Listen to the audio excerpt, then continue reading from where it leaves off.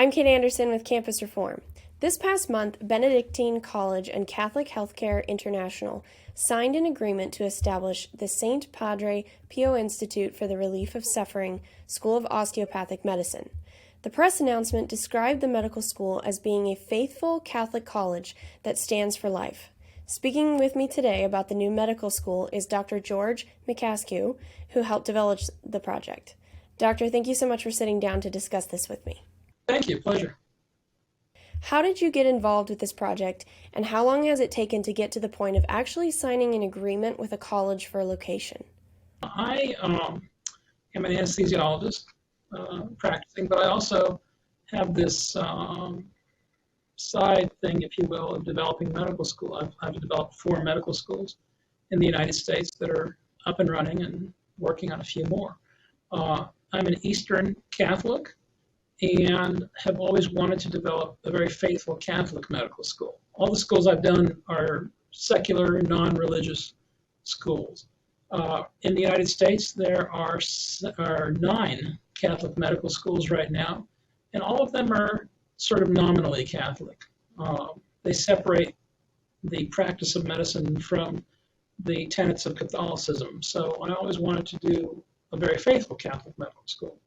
And a couple of years ago, I had seen something online that Catholic Healthcare International wanted to do a hospital for the relief of suffering and a home for the brain injured, but also a medical school as part of what they wanted to do. They're affiliated with the Vatican-owned hospital in Italy, the Home for the Relief of Suffering, which was started by Saint Padre Pio in the 1950s.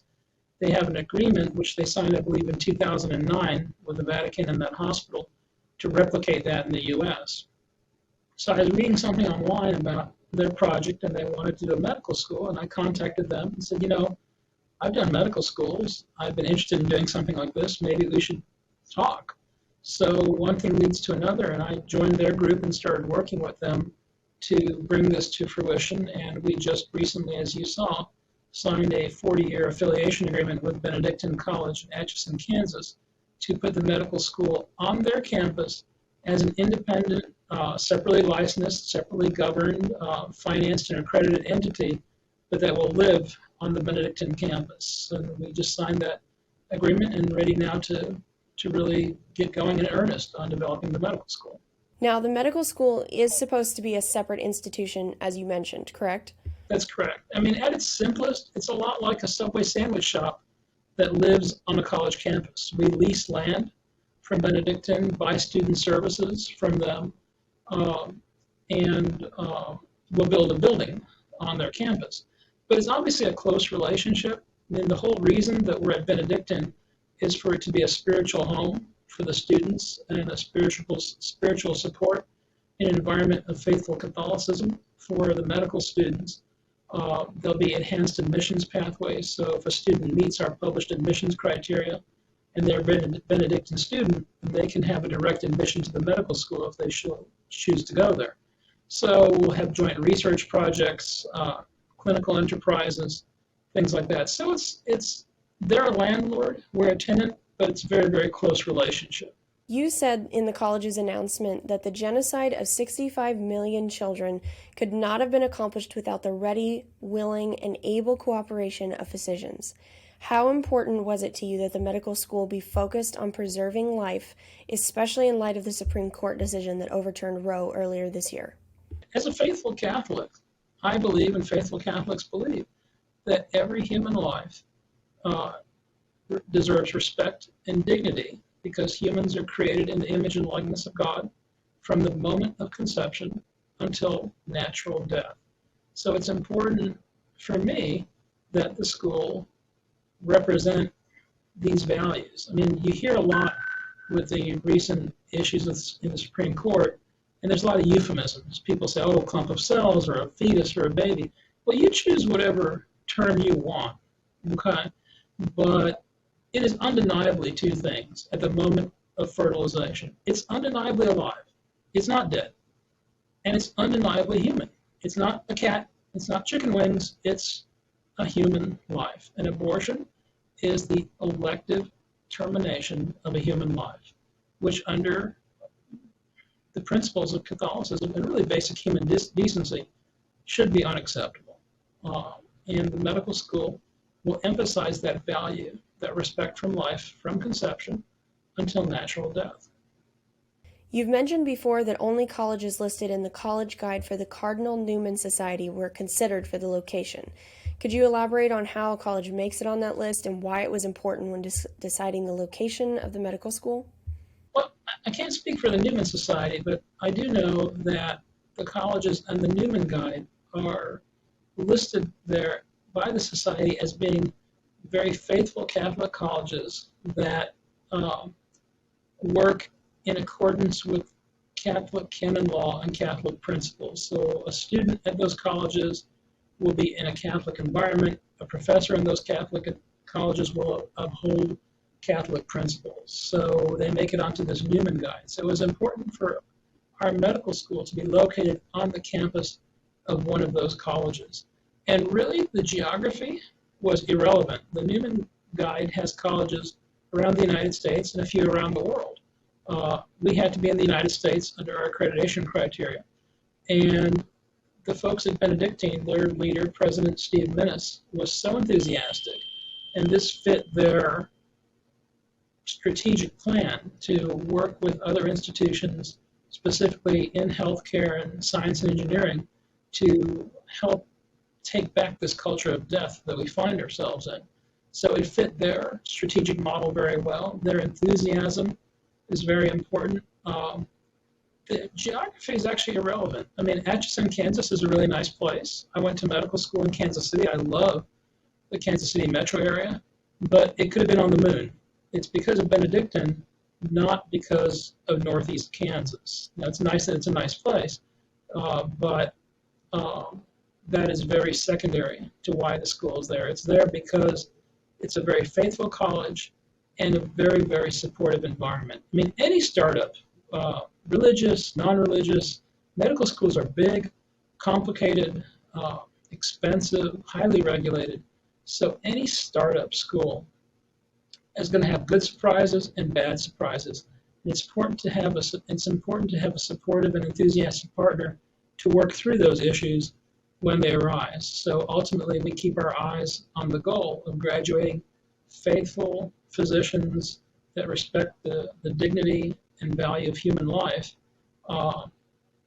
and go out into the world and practice medicine in this environment. So that's the goal, and we will work through issues as they arise.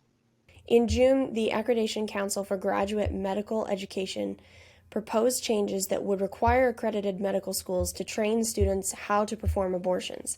I would imagine that religious students, many of whom are pro-life, would have an issue with this.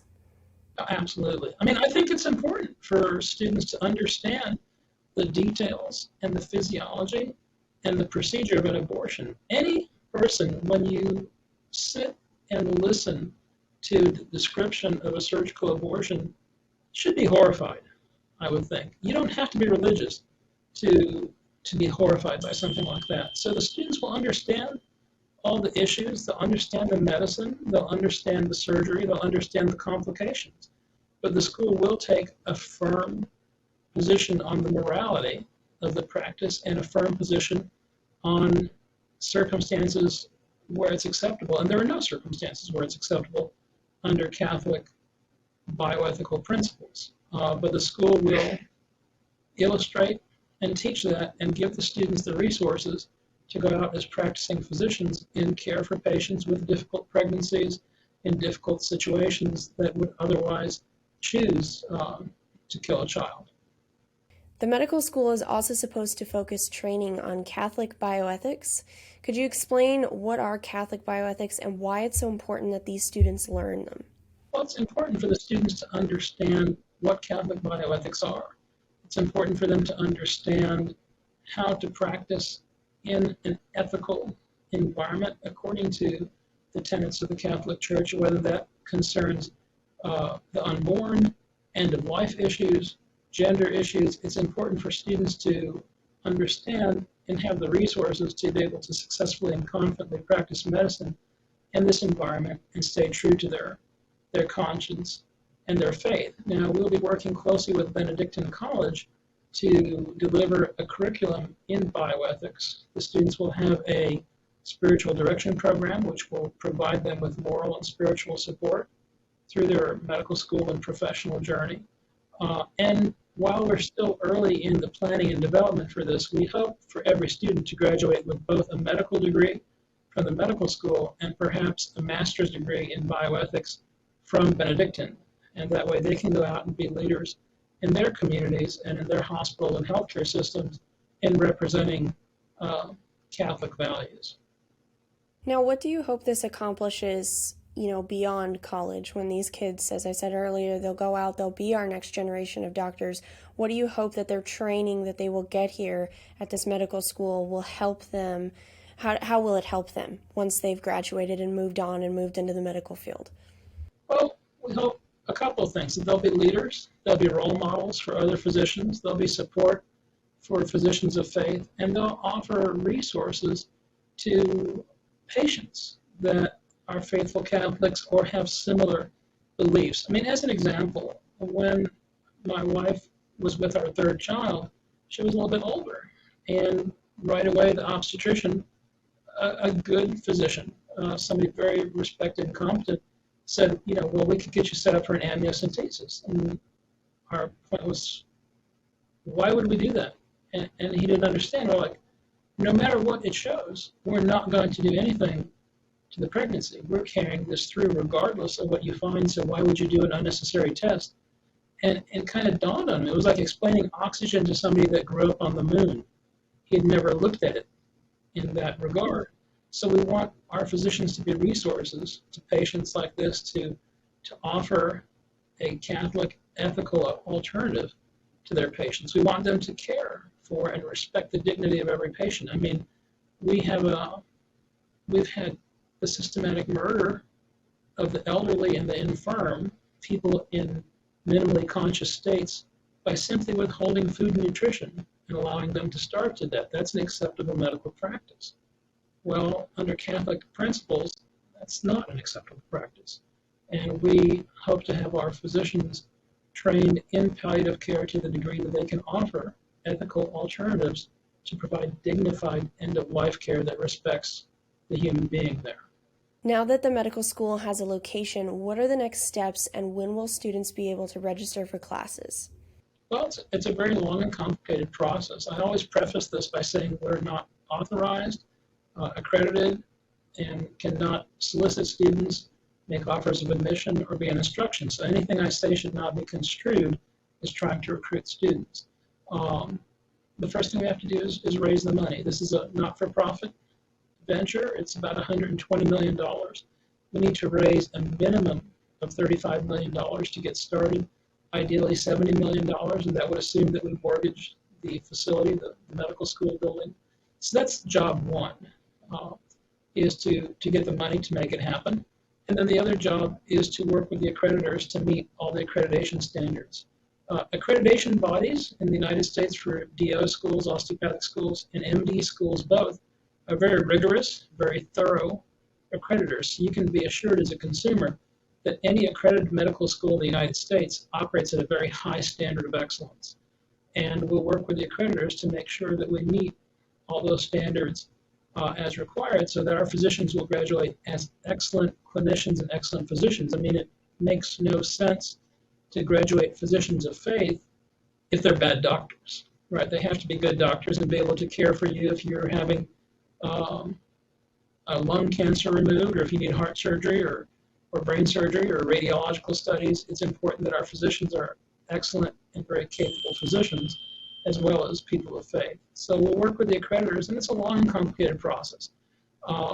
Assuming that we get the money, assuming that we are able to meet the accreditation standards, which I know we will, and I'm confident of that, but if everything goes according to plan and there's no changes in rules and regulations, and a million other things can happen if a meteor doesn't fall on us, then we hope to get started or open our first class in 2026 and graduate the first group in 2030, who would then go out and enter residency training. Well, that's very exciting. I look forward to seeing where this goes. And Doctor, thank you so much for sitting down and talking with me about this. Thank you. Pleasure.